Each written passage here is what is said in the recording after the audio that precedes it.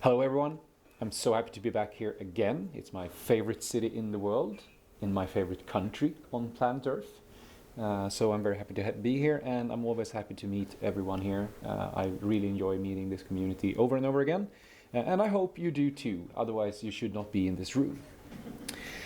And this session was really born out of an event I did together with my colleague Ola in Sweden. We went to the Microsoft office in Sweden and had a full day of Windows 365 and AVD awesomeness.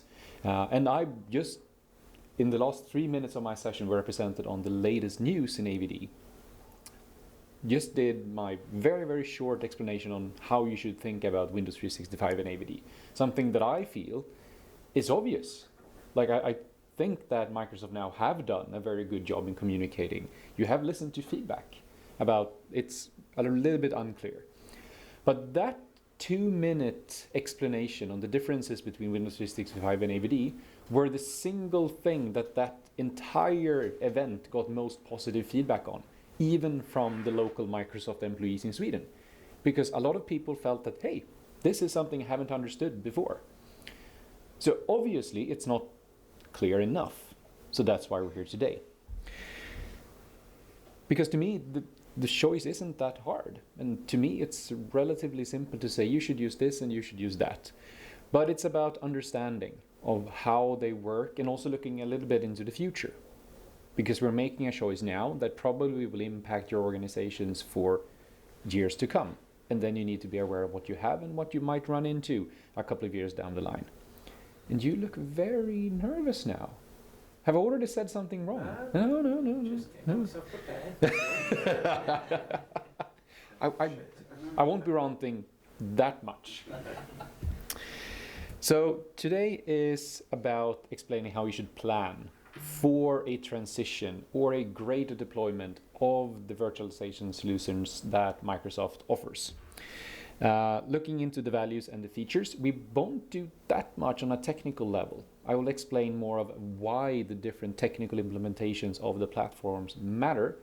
But the intention of this session from the start were that I shouldn't have any PowerPoints at all.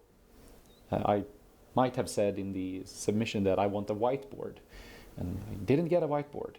And then I couldn't use my own computer, so now we're doing slides instead. And then how to make the choice. And I will spoil this, like you know that if you ask a consultant, what should I choose? What's the thing that that person always will answer? It depends. But of course, it depends. That's why we're here. I will also talk about the mix of AVD and Windows 365, because that's also an obvious thing that you're not required to choose one or the other. You are not choosing PMs, which might feel like sometimes. You always make someone sad when you choose the other technology. And the only one you make happy is the account manager. So when you leave here, sorry for the animation, you will have more clarity into how to choose and how to help your customers choose the appropriate solution for them. Hopefully you will have new angles on this that you can take away from here, and more knowledge on both what I've seen, what's in the products, and also what I think will be in future iterations of it. First question, from what country do you think I am? It might be obvious, I don't know. But my manager is hugely into golf, so he figures things out and puts apparently the Swedish logo on everything. But my name is Simon. I work as a lead architect for Advania Knowledge Factory. No, we don't speak to our colleagues in the UK. It's a very odd company like that. We are starting to work more together, but Advania is now a European-wide group. I think we're 8,500 in the UK nowadays. We're slightly smaller, and Knowledge Factory is a specialized Microsoft unit within the Swedish branch of that. I'm a dual MVP, both within Intune and AVD, Nerdio Valley Professional, Ideal Champion, and a lot of other things. Up until yesterday, I had a podcast, but we have now quit. We released our last episode, number 312 yesterday. But you have 312 episodes to listen into. So check out Knee Deep in Tech on YouTube, Spotify, and on all podcasting platforms.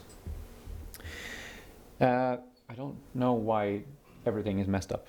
But if you want to reach out after the event, please do. You will be getting my contact details later on. If you have any questions, ask away. If you think I'm wrong, please say that. That's the only way we learn. So if you think that I'm saying something that you don't agree with, let's have a discussion. And if you have any use of my slides, you will be getting them, but you won't have any single use of any of the slides. So you have to listen to what I'm saying, not what I'm showing. And we were supposed to do whiteboarding, but we will look into it from a different angle this time. And like I said, I will be talking about when you should choose what. And you might, in your organization or in your customer's organization, have different use cases that requires the use of, or where Windows 365 is the most appropriate, or where AVD is the most appropriate. So any mix and matching is good. But we'll get into the initial investment, especially for AVD. And that might, of course, be one of the things that puts you off from mixing it, because you need to have a big enough reason to use AVD to take that initial cost. But we'll get back to that. But first and foremost, we have no purpose whatsoever. No one in this room have any purpose in our organizations without our users. Yet, that's what we usually forget. So first and foremost, we need to look into the business needs. Because I hear a lot about organizations saying, hey, we need to get off Citrix, we need to get off Omnissa, we need to get off physical endpoints, we need to move somewhere. But that's usually a choice that IT has made. Probably for good reasons, hopefully.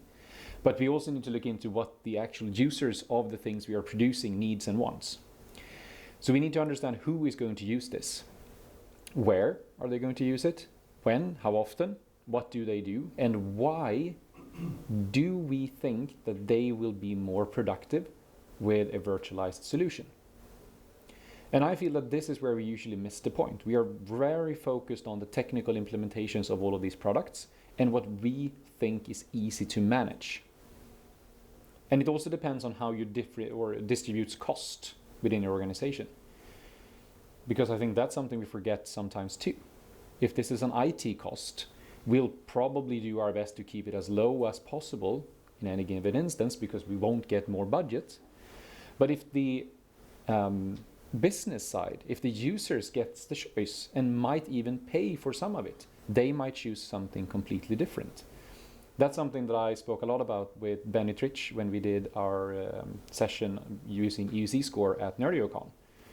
That why aren't we using this to sell the solutions to the business? So if you put a Windows 365 device next to an AVD device or virtualized desktop, and you show the customer or your users, this is the difference in user experience for these two. One of them is more expensive than the other one. Are you willing to take that extra cost to get this extra benefit? Show them. And you can also show the differences. Yeah, if you select this cheaper session host, you will get this user experience. But is it really worth your money to go up to the next SKU? Give them the choice and show them. Because if you only show them one thing that you think is the best, they will most guaranteed think that it sucks. Because they have nothing to compare it with. So start by looking into your business needs and see what they actually need, what apps they are using, and we'll be getting into the performance later on. And this is, of course, I can't give you a straight answer here. What does your business want? What does your HR want? What does finance want? But you need to ask these questions, even though they might not be technical, and have them as the front and center when choosing your next technology. Then we have the flexibility. And this is, of course, where AVD rocks. Like, it gives you 100% flexibility, which is not always good. Just head into a pizzeria and they have 120 different pizzas on the menu. Or the worst thing that happens every time I go to a store early, I'm terribly bad at parking a car when you have 300 free spaces. I'm great at parking a car when you only have one space. It's the same here. So flexibility, and that also goes into scale. How many seats do you have? How will that vary over the day, over the year? And also, again, what kind of performance do you need? And this flexibility is then the obvious differentiator between Windows 365 and AVD, in my opinion. But that also gives you way more things that we might mess up. How many of you have worked with Citrix previously? Citrix Technologies, yeah. Some of you might, yeah. And I find it interesting that I've met very few users that love Citrix. But I blame usually administrators that made too many choices. Not you, of course. All of your users were always extremely happy with the platform you provided. But that's the downside. When we have something that's very complicated, we need to be very careful when setting it up, because there are obviously more things that we might mess up. So the more flexibility, the more challenges we might get, but also the more reward if we understand how everything works together. And then we haven't even gotten into that AVD isn't really one product group. It's dependent on so many different parts of Microsoft to make everything work, which is a good thing because everyone can be experts at what they do, storage, networking, APIs, whatever it might be. But that also creates some kind of, or a bit of complications sometimes too. And I would like to add here, again, I'm praising you a lot now, and you know what will happen in the end of the session when I give you praise now. It won't end good.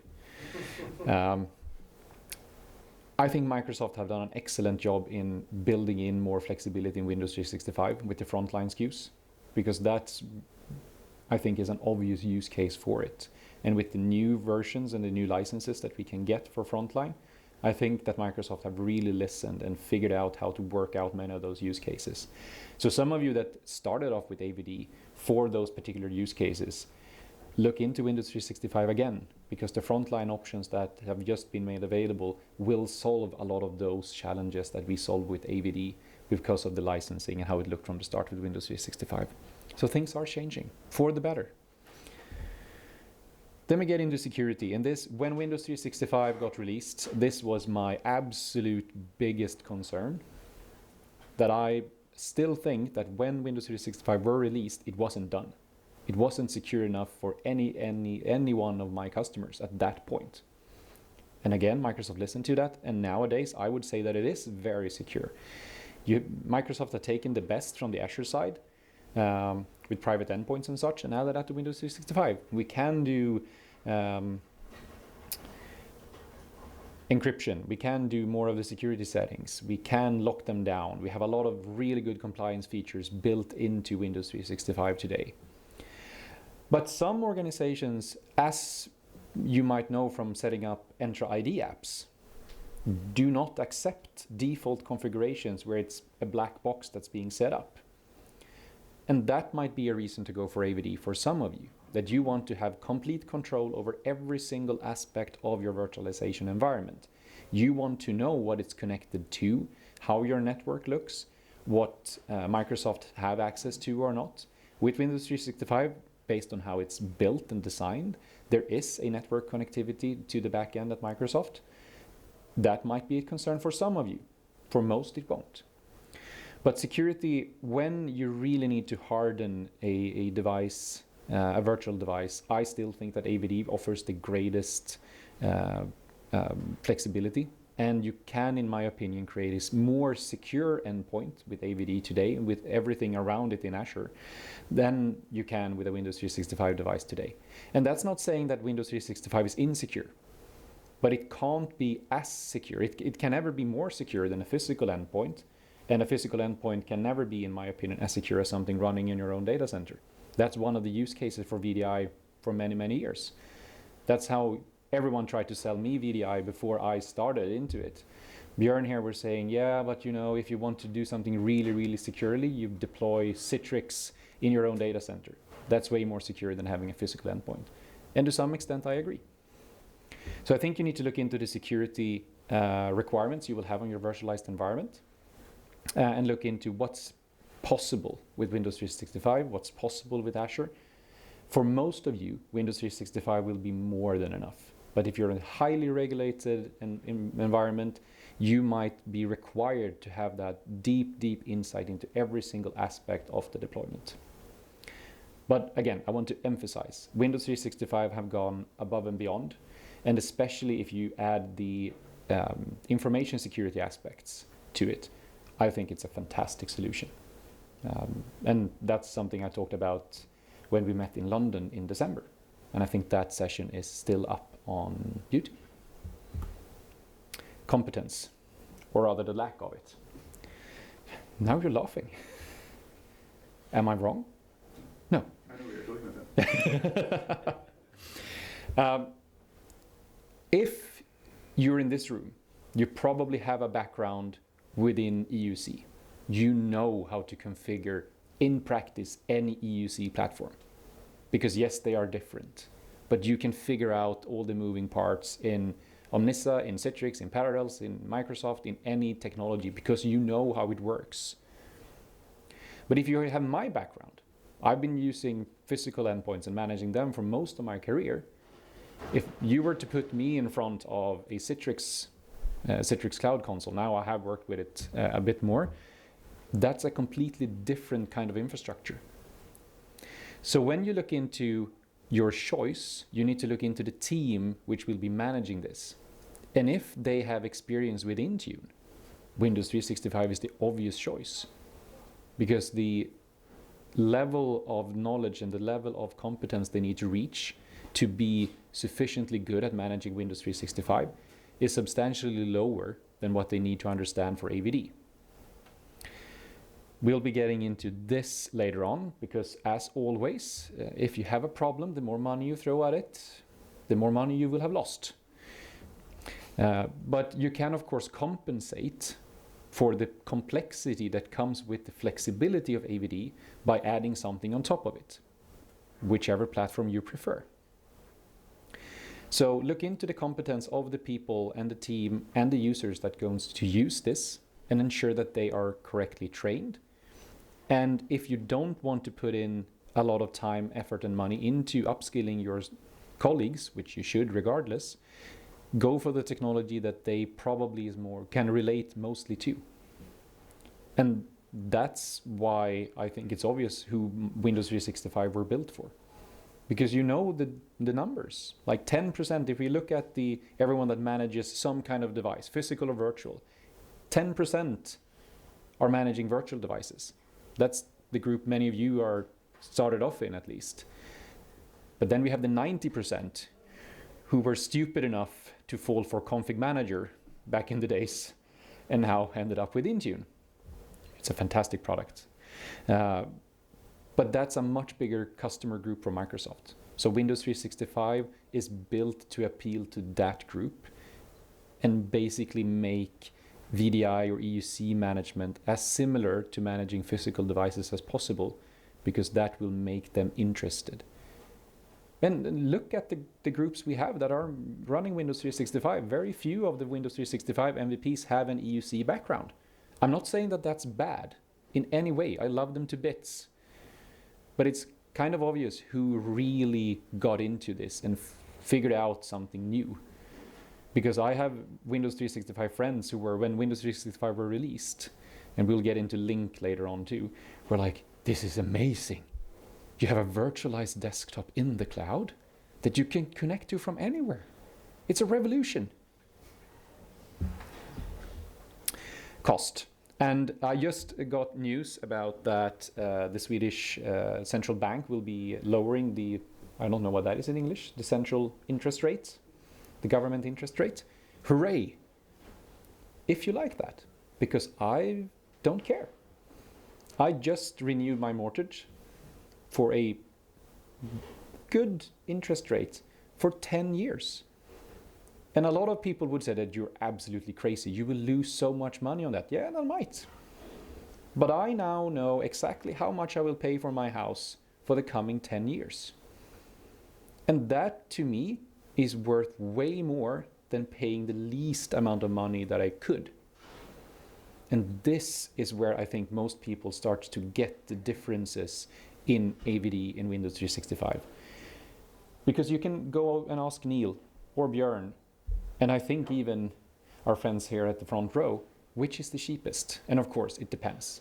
But if you want the absolutely possibly lowest cost for your EUC environment, AVD will be cheaper because you can optimize it. And very, very few users are in fact using their Windows 365 8 hours per day, 5 days per week, which is what we calculate on. So then it's up to you. And I have organizations, public and private, that reason differently.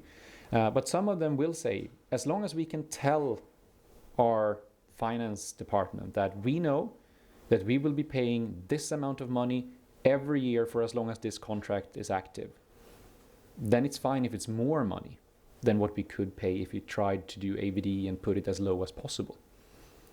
So I think that's something that your organizations also need to figure out, and your customers. What do they prefer? And do spend time on seeing how you can optimize that cost. We have fantastic products that can help you do that. But first and foremost, look into, again, the business needs. How much will they actually be using their devices, and what will they use them for? I don't have a slide on performance. Then we'll do it here. Because performance always comes with a cost. And you need to ensure that the performance is good enough for your users. And there have been many, many tests on Windows 365 versus AVD, and I think it's slightly challenging to compare it. And I also do think that there are official Microsoft blog posts saying that you should not test performance in Azure. It's impossible, because it will be different depending on the day, the available hardware, all of that. And I get that, it's fine, but we need to look into how it actually works. So what I tend to look into is, okay, we know how much money a certain SKU of Windows 365 costs per month. Go back, try what the users actually will be using. I tend to always go one level up from what Microsoft recommends, and that's usually due to Teams. Everything else works, like Office apps, things like that works on the correct SKU for my persona, but Teams usually requires me to go one level up. But also then do consider, do your users really need to run Teams within their virtualized desktop or not? So you need to look into the bigger picture and usually then look into what is the cost you actually will be paying that gives you the user experience that your organization or your customer are expecting. Then we get into the setup and total cost of ownership. Obviously Windows 365 is super quick. I know that, is it Quick Start in AVD nowadays? Quick Start, yeah. Makes that a lot simpler to try AVD. It takes like 20 minutes to get going with your first session host. And I think that's great because that lowers the barrier to try something. But then if you look into setting up an actual production environment of AVD, that will take way more time than to set up the equivalent for Windows 365. Because again, on one end, you're buying an IKEA furniture, or even so, you are becoming the carpenter that's supposed to build the furniture. It will take time. And for Windows 365, it's a ready-made piece of furniture. And that's what you're paying differently for. So when you look into this, don't just get stuck at the licensing and the cost per month, but also look into how much you're willing to invest at the start. And be careful, because there are organizations out there that will try to make you pay a lot of money for the initial setup of AVD, and it's not necessarily what you need or what you should be paying. And if you need assistance in doing all of this, again, there are third-party vendors that will happily help you. It's an additional cost, but it will lower the time it takes for you to get going. And it might actually lower the implementation cost because they have done all of the mistakes before. They know how to make this run. And especially if we go back to the competence side again. If you see that your organization really needs Azure Virtual Desktop, but you do not have the competence in-house or with your partners to do the setup, do the overall running of it, it might actually be a good thing to look into how to get help by buying third parties. But then, of course, the total cost of ownership might increase. And I think we underestimate what that cost can be, because depending on how large your environment is, you might look at it and say, hey, the initial cost of it doesn't matter. But let's say that initial cost, and this is just a number out of thin air, £10,000 to set up a fully working native Azure AVD infrastructure with all the bells and whistles. But you run 2 hosts. Then the initial cost is, of course, the highest, probably over a very long period of time. So you need to look into the long term and see how far is your investment horizon for your AVD or Windows 365 environment, and when will you actually get a return on investment on it. And for Windows 365, it's kind of clear. You don't have an initial cost. You might have, because if you don't run Intune, you might need to do some things within Intune first. But again, don't tell anyone that, but Intune isn't that hard. It's clickety-click and it works. It's just a little bit slow. I don't know, Marcel said it very well in there, like the Intune's impression of now is very different from the rest of the world. But I'm also, and this is my favorite argument that I always have with Neil when we meet, that anyone who says that Intune is slow is doing is wrong. And we can fight over lunch on that, because there are ways to make it do exactly what you want, almost at the time you want it to do it. Then look into the ecosystem, because I think that's something that we are also underestimating. I mentioned Teams before, because a lot of the organizations I meet that are new to virtualization, they instantly want to move to a fully virtualized environment and do everything there. And then you get into the challenges of Teams or graphics or whatever it might be. And you might also end up in a situation where you have other things in your environment that you need to take into consideration. It can be hardware, it can be software, it can be how you work, your actual like workplace policies and how they are set up.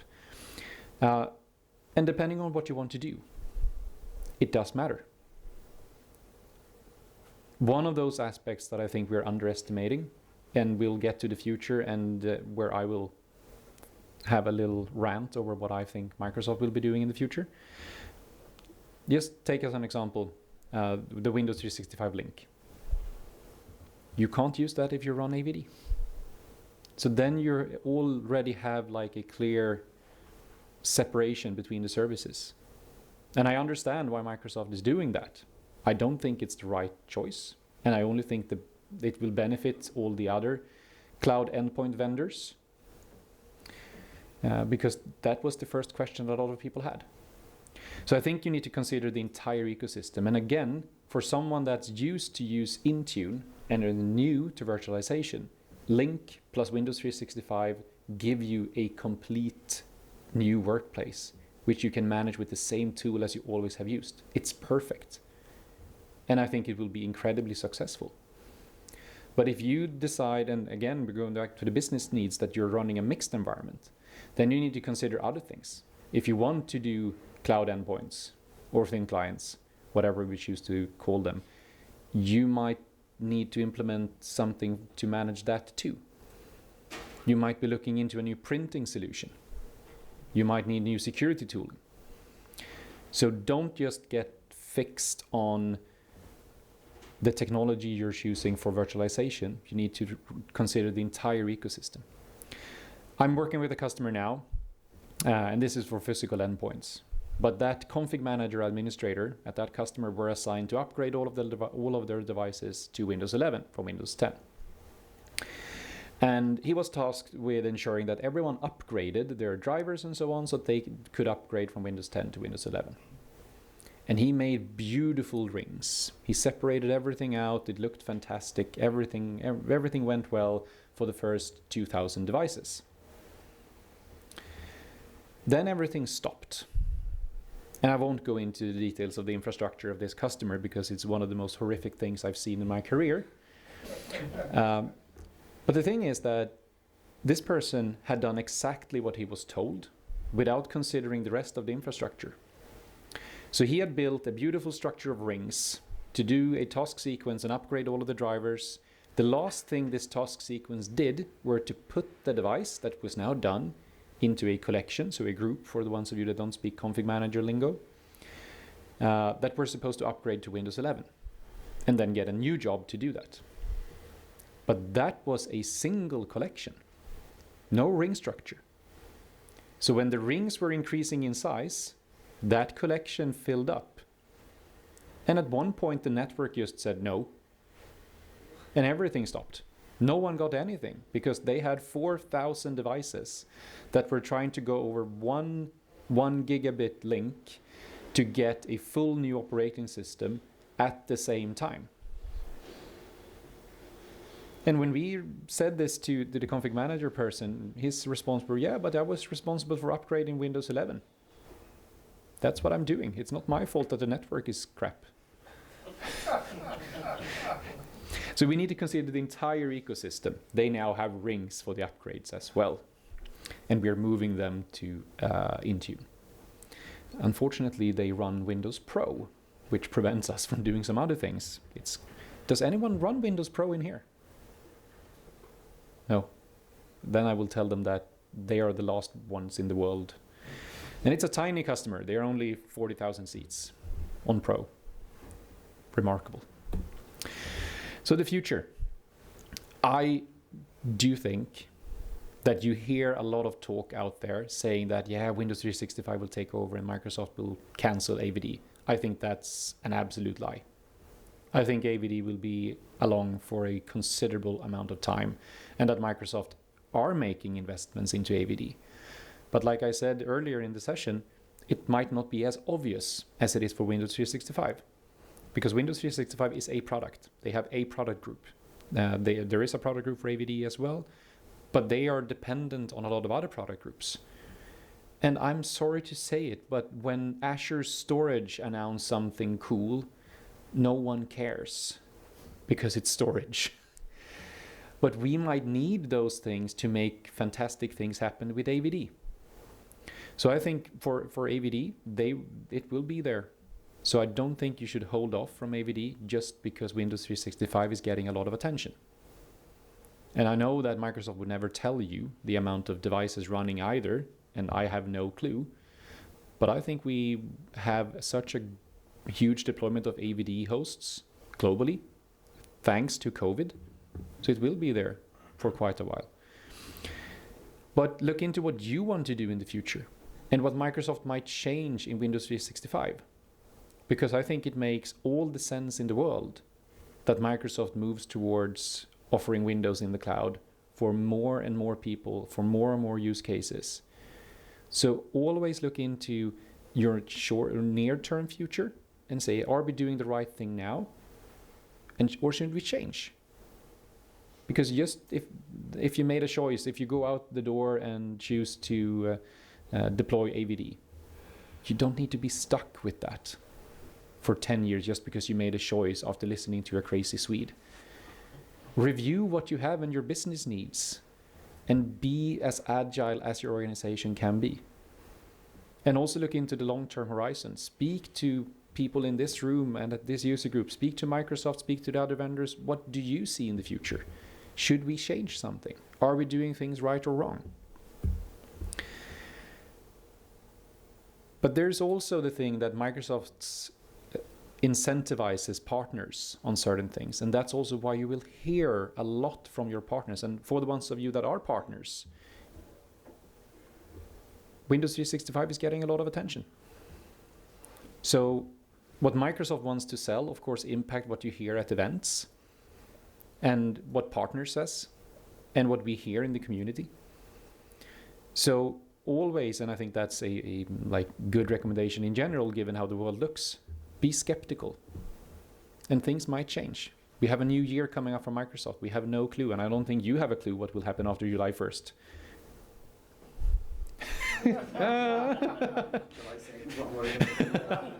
Thomas already said that you know a lot of things that will be out at Ignite, so hopefully you have a future. There is a very rosy future. Yeah, very rosy future. I will use that. It's something when an English person says rosy, I think it makes me happy. Yeah. Glad I make It's like when a Scottish person says haggis. I also get super happy.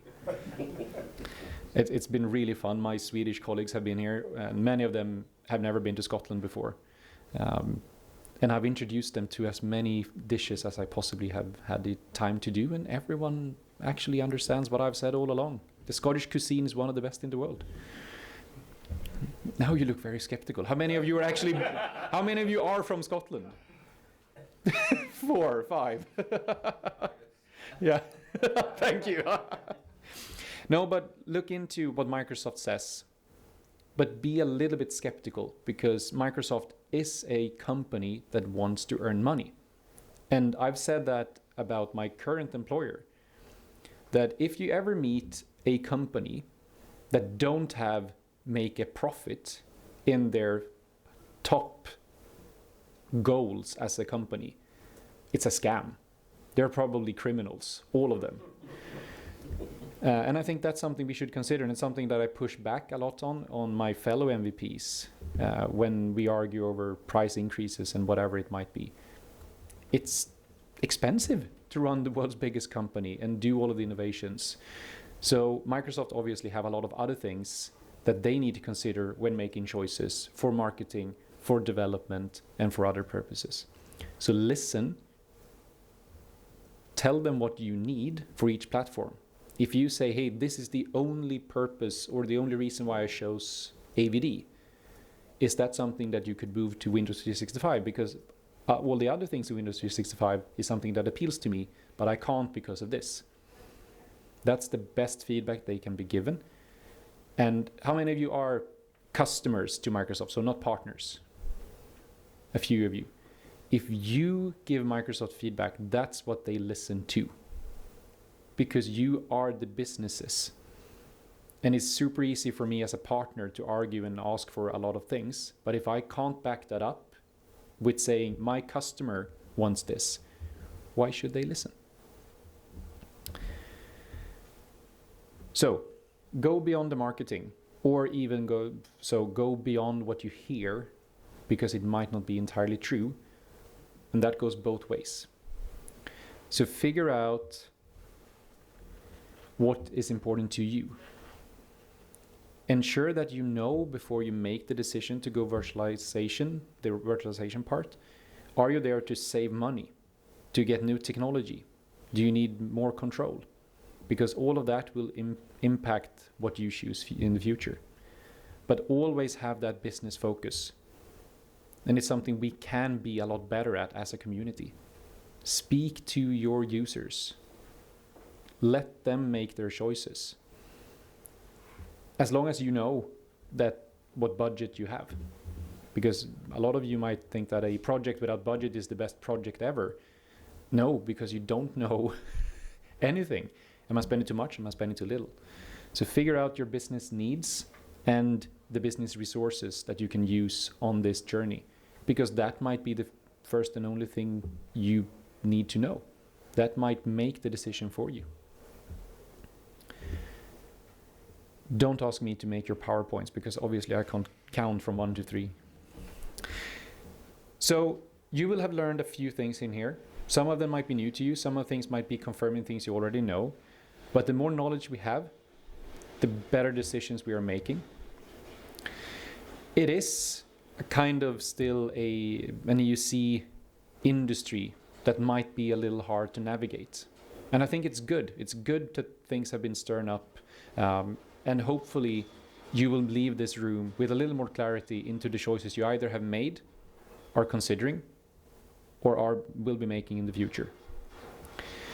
And look at this from many different angles. We work in technology, but we also need to be way more aware of everything else that surrounds that, in terms of security, money, business needs, total cost of ownerships, things like that. And I think that if you want to have a future career within IT is an absolute requirement.